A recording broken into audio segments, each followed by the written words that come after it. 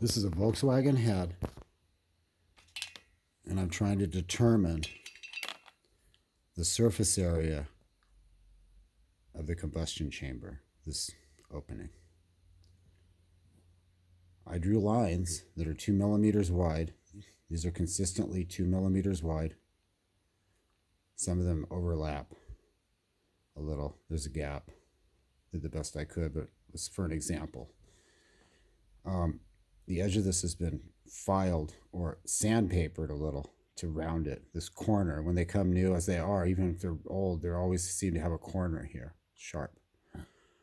Should make it go away. Just lightly hit it with some like coarse crocus cloth or something, just to make it so there's no corner. Okay, back to the issue. So you draw all these lines that are 2 millimeters wide, and then you measure them all and write them all down, and you add them all up, and you get that. That's in millimeters. So take that number and convert it to centimeters, move the decimal point. And the width is 2 millimeters, convert it to centimeters, move the decimal point. So now you're going to find the total area of that shaded part, which is this times that, because this is really just a big line. This is a line that's that long. It's 116, it's over a meter long, and it's this wide. And so if you multiply those two numbers together, that's how many square centimeters that shaded area is. So now we need the diameter of that opening, and that's measured from all the way across and divide it by 2 to get the radius. And that is this. There's our diameter. Convert to centimeters, divide by 2, you get the radius. Determine the area of that, it's pi r squared. That's the area, that's the formula for the area of a circle.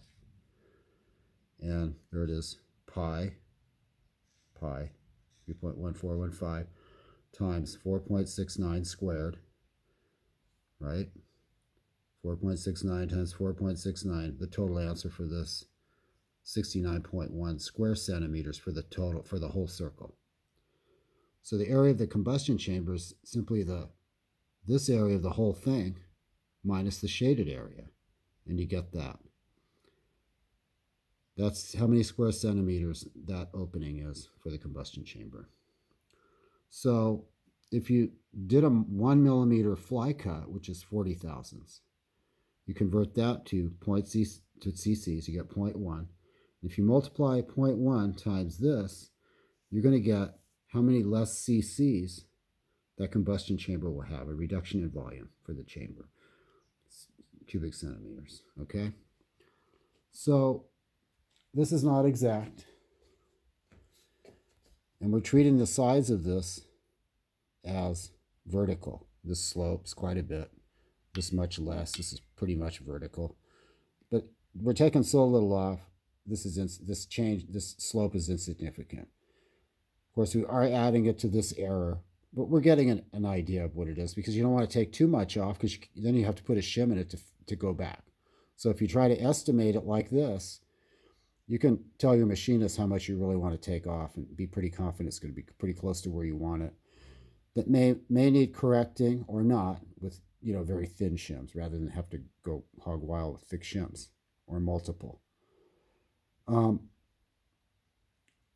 1300 engine, which is it's the same crank as a 1500, so it's kind of like a 1500, but it's just smaller. The compression ratio is 7.7.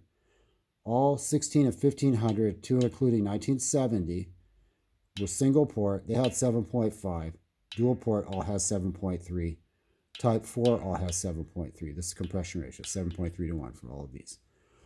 I mean, that's what that value is for. So most dyed-in-the-wool VW guys, they don't want to go over 7.7, and it's probably a good idea. And it's probably a good idea to use 7.7 in any of them, a 2-liter Type 4, a 67 Bug, and a 1300, because they'll run better. If you build it too low, like if you build a dual port less than 7.3, it probably won't run. as well as it will with a little over 7.3 or 7.3. It won't have a lot of pep. So higher is better. So be concerned if it's lower than the spec for your year, 7.3 dual port, so on and so forth. Because it's gonna be gutless. You got to get it to where the book says it is, but try to shoot for 7.7. I built a single port once with 7 to 1 because I read an article somewhere. You probably know where I read it. And I went, I'm going to try that. And the thing was gutless. I got lucky because I had a reason to take it apart that wasn't so, and it was because there was a porosity leak in that case and it leaked oil. So I pulled the engine apart and I put another case in it and I changed the compression ratio. I probably put shims under it to make it do that. This is a long time ago when the parts weren't all, different.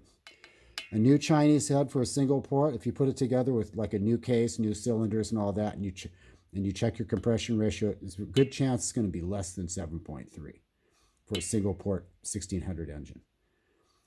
And so in order to deal with that, you have to fly cut. You can't raise compression with shims. You can only lower it. So if you need to go up, you have to machine.